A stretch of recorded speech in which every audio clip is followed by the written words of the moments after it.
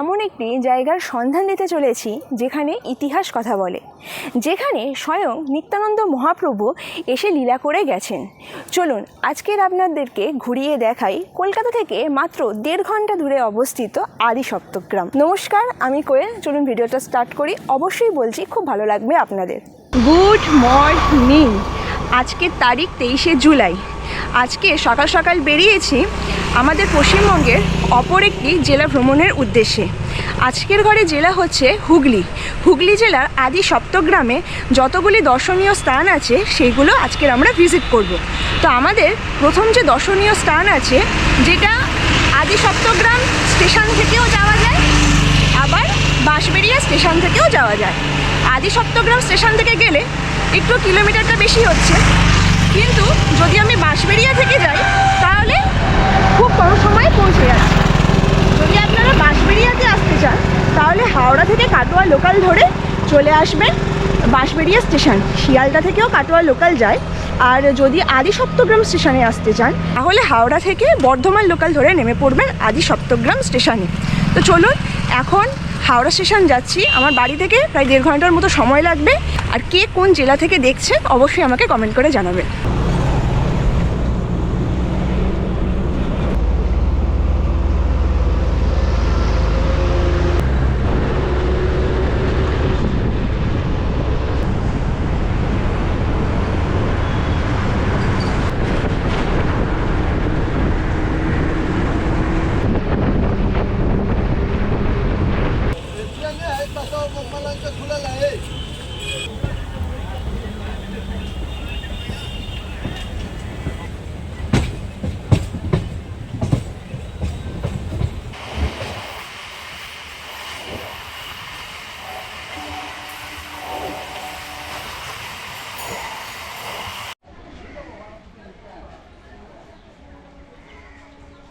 নেমে পড়লাম বাঁশবেড়িয়া স্টেশনে। ট্রেন প্রায় 1/2 ঘন্টার মতো লেট করেছে। এখন এই যে ওভারব্রিজ আছে, এই ওভারব্রিজ দিয়ে আমরা যাব 1 নম্বর প্ল্যাটফর্মে। 1 নম্বর প্ল্যাটফর্মের টিকিট কাউন্টার থেকে এখন বেরোবো। বেরিয়ে আমরা প্রথমে যাব হংসেশ্বরী মন্দির।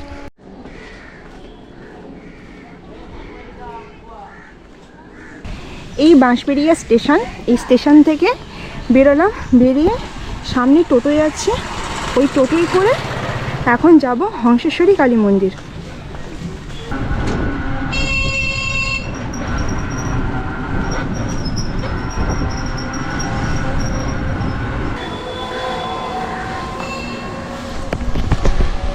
নেমে পড়লাম এই হংসেশ্বরী মন্দিরে যাওয়ার যে রাস্তা আছে সেই রাস্তার এই মোড়টায়।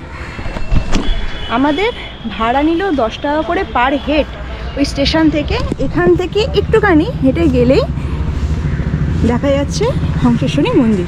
ওইখানে মোড়, ওই মোড়টা থেকে মাত্র 2 মিনিট হেঁটে আসলে হংসেশ্বরী মন্দিরের গেট। দূরে এই জমিদার বাড়ির গেট দেখা যাচ্ছে।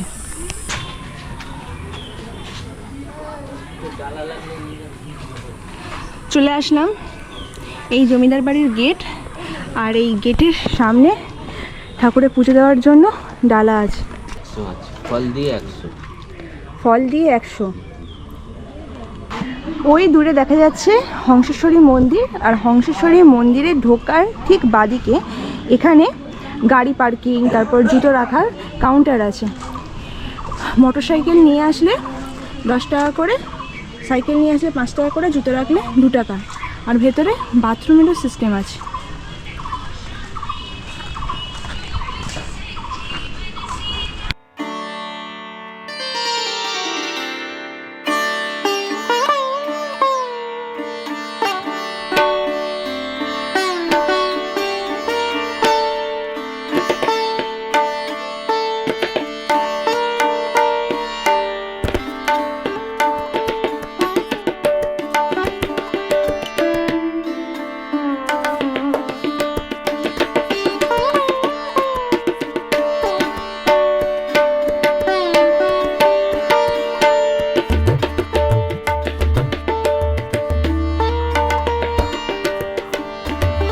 এই হংসেশ্বরী মন্দির তৈরি করলেন কে? রাজা নৃসিংহদেব 1799 খ্রিস্টাব্দে এই মন্দিরের নির্মাণ কাজ শুরু করেন, কিন্তু যেহেতু উনি মারা যান, ওনার বড় রানী ওনার সাথেই সহমরণে চলে যান, তাই ছোট রানী শঙ্করী দেবী এই মন্দির তৈরির কাজ শেষ করেন। এই হংসেশ্বরী মন্দিরের ঠিক পাশে আছে অনন্ত বাসুদেব মন্দির। এই অনন্ত বাসুদেব মন্দিরের গায়ে টেরাকোটার কাজ আছে, চলুন আপনাদেরকে খুব সুন্দর করে দেখাই। মন্দিরের দেয়ালে যে টেরাকোটা আছে, সেই টেরাকোটা এখনও পর্যন্ত ভালো আছে, যেহেতু মেনটেনেন্স করা আছে সেই কারণে এখনও ভালো আছে। আর এইখানকার আরাধ্য দেবতা হচ্ছে অনন্ত বাসুদেব।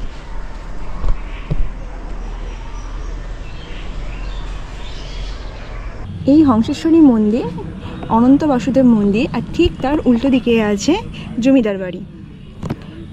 চলুন এই বাঁশবেড়িয়া রাজপরিবারের কিছু ইতিহাস আপনাদের সাথে আলোচনা করি। এই বাঁশবেড়িয়া রাজপরিবারের পদবী হচ্ছে দত্ত রায়। ওনারা বর্ধমানের পাটুলিতে বসবাস করতেন। মুঘল সম্রাটদের খুব বিশ্বাসভাজন কর্মচারীও ছিলেন। ফলস্বরূপ আকবর ওনাদেরকে রায় উপাধি দেয়, আর আকবরের পুত্র জাহাঙ্গীর ওনাদের মজুমদার উপাধিতে খ্যাত করেন। এই পাটুলির দত্তরায় পরিবারের একজন সদস্য রাঘব দত্ত রায়, যিনি মুঘল সম্রাট শাহজাহানের কাছ থেকে আদি সপ্তগ্রাম এই গ্রামটা উনি লাভ করেন। কিছুকাল পরে ওনার পুত্র রামেশ্বর রায় পাটুলির সমস্ত ভিটেমাটি পরিত্যাগ করে এই সপ্তগ্রামে এসে জমিদারি প্রথা শুরু করেন। হংসেশ্বরী মন্দির থেকে বেরিয়ে এখন আমরা টিফিন করব। এই যে মন্দিরের রাস্তা, সামনে কিছু দোকান পাবেন, যদিও ওই রকম টিফিনের ওই রকম দোকান না, মানে আমি বলতে চাইছি পরোটা, লুচি তরকারি, কচুরির এইসব দোকান কিন্তু মন্দিরের সামনে পাবেন না। মন্দির থেকে একটু সামনে সরে আসলে এইখানেই ঘুগনি পরোটার একটা দোকান আছে। এখান থেকে এখন আমরা সকালে টিফিনটা করব। এইখান থেকে 3 পিস পরোটা আর ঘুগনি নিয়ে এই প্লেটের দাম পড়েছে 20 টাকা। টিফিন পর্ব শেষ করলাম। শেষ করে হংসেশ্বরী কালী মন্দির থেকে বেরিয়ে এই যে মেন রোড আছে যেখানে আমাদেরকে নামিয়ে দিল, এইখান থেকে একটা টোটো ধরবো। টোটো ধরে এখান থেকে যাব আমরা আদি সপ্তগ্রাম, প্রায় 3.5 কিলোমিটার রাস্তা। দেখা যাক টোটোতে কত ভাড়া নেয়, কারণ আসার সময় যেইটুকু শুনেছি যদি প্যাসেঞ্জার কম থাকে তাহলে পুরো টোটোটাই রিজার্ভ করতে হবে।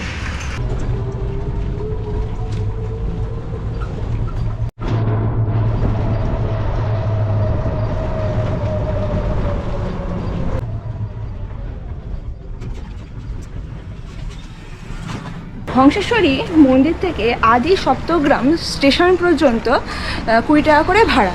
যেহেতু আমাদের পরবর্তী দর্শনীয় স্থান হচ্ছে এই আদি সপ্তগ্রাম স্টেশন থেকে মাত্র 1.5 কিলোমিটার দূরে অবস্থিত শ্রী উদ্ধারণ দত্ত ঠাকুর বাড়ি, সেই কারণে আমরা যে টোটোতেই আসছিলাম ওই টোটোওয়ালাকে রিকোয়েস্ট করলাম যে আমাদের ওই ঠাকুর বাড়ির মোড়টা পর্যন্ত নামিয়ে দিতে। তার মানে হংসেশ্বরী মন্দির থেকে পুরো 30 টাকা ভাড়া দিয়ে চলে আসলাম এই ঠাকুর বাড়ির মোড়। এখন এইখান থেকে হেঁটে হেঁটে যাচ্ছি। আদি সপ্তগ্রাম ঘোরানোর আগে আদি সপ্তগ্রামের নামটা এই রকম কেন তার ইতিহাস আপনাদের সাথে আলোচনা করি, খুব ভালো লাগবে আপনাদের শুনতে। আদি মানে হচ্ছে পুরনো, আর সপ্তগ্রাম মানে হচ্ছে 7টি গ্রাম নিয়ে হয়েছে সপ্তগ্রাম। তো গ্রামগুলির নাম কি কি?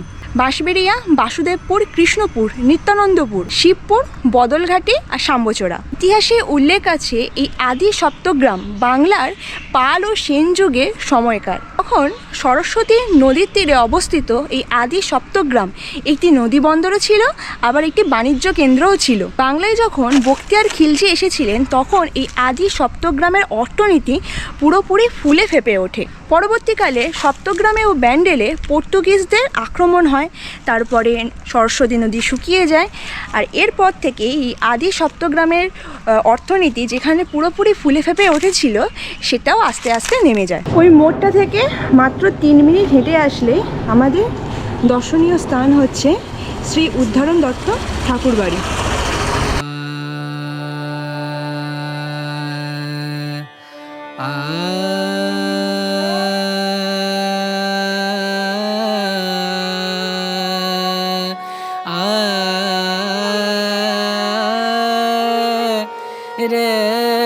রে রে না রে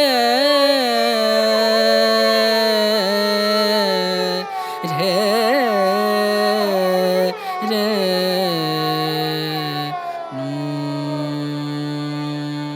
শ্রী উদ্ধারণ দত্ত ঠাকুর, যার আগে নাম ছিল দিবাকর দত্ত, উনি নিত্যানন্দ প্রভুর পরম শিষ্য ছিলেন। শুধুমাত্র নিত্যানন্দ প্রভুর পরম শিষ্যই না, 12 গোপালের একজন ছিলেন এই দিবাকর দত্ত। কথিত আছে যে বৃন্দাবনে কৃষ্ণ ও বলরামের ঘনিষ্ঠ বন্ধু সুবাহুর অবতার ছিল। এই দিবাকর দত্ত জন্মগ্রহণ করেছিলেন সপ্তগ্রামে স্বর্ণ ব্যবসায়ী পরিবারে। যেহেতু তখনকার সময় স্বর্ণ ব্যবসায়ী সম্প্রদায়কে সমাজের নিচু স্তরের মানুষ হিসেবে গণ্য করা হতো, সেই কারণে প্রথম থেকে এই দিবাকর দত্তের পরিবার সমাজে প্রতিষ্ঠিত হননি। যেহেতু দিবাকর দত্ত নিত্যানন্দ মহাপ্রভুর ভক্ত ছিলেন, উনি তার ভক্তের সাথে পুনর্মিলন করার জন্য এই আদি সপ্তগ্রামে আসেন। এসে উনি এখানে একটি লীলা করেন। ওনার লীলার কৃপায় সমাজে যত স্বর্ণ ব্যবসায়ী সম্প্রদায় ছিল তারা উদ্ধার পায়। এই উদ্ধারের পরেই ওনার নাম মানে দিবাকর দত্তের নাম পরিবর্তন হয়ে হয় শ্রী উদ্ধারণ দত্ত ঠাকুর। আমরা এই শ্রী উদ্ধারণ দত্ত ঠাকুর বাড়ির মধ্যে ওনার সমাধিও দেখতে পাবো। আরেকটা গল্প বলি, যখন উদ্ধারণ দত্ত ঠাকুর উনি রান্না করছিলেন, অরহর ডাল রান্না করছিলেন, তখন এই যে গৌরনিতাইয়ের যে আরও শিষ্যরা আছে ওনাদের সাথে একটা ঝামেলা হয়। আর গৌরনিতাই মন্দিরের পিছনে একটি পুকুর আছে, সেই পুকুরে স্নান করতে এসেছেন। এবার যেহেতু ঝগড়া থামাতে গিয়ে গৌরনিতাই কী করেছেন, পুকুর থেকে ছটপট করে বেরিয়ে চলে গেছেন। তখন গৌরনিতাইয়ের পায়ে যে নূপুর ছিল সেই নূপুর এই পুকুরে পতিত হয়। আর উদ্ধারণ দত্ত ঠাকুর অরহর ডাল রান্না করছিল একটা লাঠি দিয়ে। গৌরনিতাই সেই লাঠিটা নিয়ে এমন একটি জায়গায় পুঁতলেন যেখান থেকে মাধবীলতা গাছ গজায়। সেই মাধবীলতার গাছও আপনারা এখানে দেখতে পাবেন, যেটি প্রায় 500 বছরের পুরনো। এই উদ্ধারণ দত্ত ঠাকুর বাড়ির পিছনে এইখানে আমবাগান আছে, আর ঠিক আমবাগানের পিছনে আছে এই পুকুর, যাকে বলা হয় নূপুরকুণ্ড। যেহেতু ওনার নূপুর এইখানে পতিত হয়, সেই কারণে এই পুকুরের নাম হচ্ছে নূপুরকুণ্ড।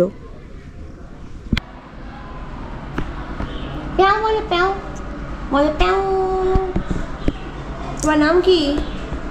মিটু। আবার রেগে আছে। ওইখানে উদ্ধারণ দত্ত ঠাকুর বাড়ি, ওখান থেকে আমরা ব্যাক করে চলে আসছি। আস্তে আস্তে রাস্তার এখানে দেখবে একটি ক্লাব। শুধুমাত্র এটি একটি সিম্পল ক্লাব না, এই ক্লাবটি হচ্ছে অনেক বছরের পুরনো। 1987 সালে এই ক্লাব প্রতিষ্ঠা হয়, ইয়ং স্টার ক্লাব 1987 সালে প্রতিষ্ঠিত হয়।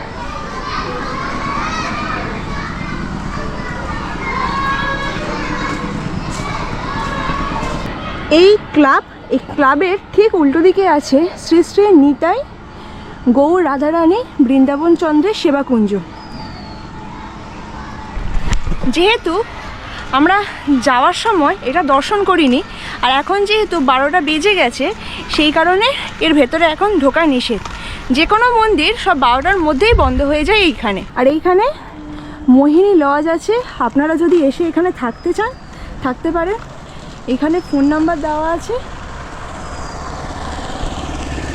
চলে আসলাম, আমাদের পরবর্তী দর্শনীয় স্থান হচ্ছে সৈয়দ জামালউদ্দিন মস্ক। এই যে রাস্তা, এই উদ্ধারণ দত্ত ঠাকুর বাড়ির ওখান থেকে মাত্র পায়ে হেঁটে 10 মিনিট, বলতে গেলে 750 মিটারের মধ্যেই আছে এই মস্ক। এই মস্ক বাদিকে পড়বে। এই মসজিদে ঢোকার দুদিকে দুটো এন্ট্রি গেট। আর এই মসজিদ এখন আর্কিওলজিক্যাল সার্ভে অফ ইন্ডিয়ার মধ্যে পড়ছে। মসজিদটি তৈরি করলেন কে? সৈয়দ জামালউদ্দিন, যিনি সপ্তগ্রামের একটি প্রভাবশালী ব্যক্তি ছিলেন। উনি হোসেন শাহের আমলে এই মসজিদটি তৈরি করেন। এই মসজিদটি কেন আর্কিওলজিক্যাল সার্ভে অফ ইন্ডিয়ার মধ্যে পড়ে সেটি আপনাদেরকে জানিয়ে দিই। আমরা তো সবাই টেরাকোটার কাজ মন্দিরে দেখেছি, কিন্তু কোনোদিন কি মসজিদে দেখেছি এই মসজিদে দেয়ালে টেরাকোটার কাজ আছে।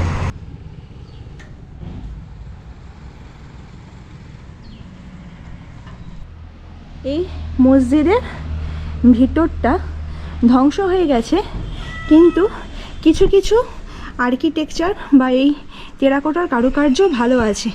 যেমন এইখানে দেখুন টেরাকোটার কারুকার্য এখনো পর্যন্ত ভালো আছে। ম্যাও ম্যাও, ওলে বাবালি বাবালি, কামড়াবে না? হ্যাঁ, ওলে বাবালি বাবালি বাবালি, শুনটা বাবা। চলে আসলাম আদি সপ্তগ্রাম স্টেশনে। আজকে আমরা যেসব ট্যুরিস্ট স্পটগুলো দেখলাম সবগুলোই টোটোয় করে, মানে শেয়ারে টোটোয় করে আর কিছুটা পায়ে হেঁটে। তো আমাদের সময় লাগলো প্রায় 3 ঘন্টা। যদি আপনারা আমরা যে কটা ট্যুরিস্ট স্পট ঘুরেছি এই কটা যদি ঘুরতে চান রিজার্ভে, তাহলে আপনাদের ওই 150 থেকে 200 টাকার মধ্যে নেবে 5 জন যদি আপনারা টোটো রিজার্ভ করেন। সে 2 জন বা 1 জন রিজার্ভ করলেও কিন্তু এই 150 টাকা বা 200 টাকার মধ্যেই নেবে। আর আমরা এই যে ট্যুরিস্ট স্পটগুলো দেখলাম, এছাড়াও কয়েকটি ট্যুরিস্ট স্পট আছে, যেরকম হচ্ছে লক্ষ্মী শীতল বাগানবাড়ি, এটা হচ্ছে লাইরি বাবার আশ্রম। লাইরি বাবার আশ্রম আমার যেহেতু আগে থাকতেই দর্শন করা হয়ে গেছে, আপনারা চাইলে সেই ভিডিওটা দেখে নিতে পারেন, আমি আই বাটনের লিঙ্ক দিয়ে দেবো। আর যদি বলেন এই কটা যে আমরা ট্যুরিস্ট স্পট ঘুরেছি আমার খরচাপাতি কীরকম লেগেছে, যেহেতু আমরা 2 জন ছিলাম আমাদের খরচা লেগেছে 2 জনে 300 টাকা, মানে পার হেড 150 টাকা করে। আর চলে আসলাম তো আদি সপ্তগ্রাম স্টেশনে। এখান থেকে এখন আমরা হাওড়া যাব, আমাদের 1:30টার সময় হাওড়া যাওয়ার ট্রেন আছে। যদি আপনাদের ভিডিওটা ভালো লেগে থাকে তাহলে অবশ্যই নিজের পরিবার প্রিয়জনকে নিয়ে এখানে নিয়ে আসবেন, ভিডিওতে একটা লাইক দেবেন, সাবস্ক্রাইব করে দেবেন। দেখা হচ্ছে নতুন ভিডিওতে, টাটা।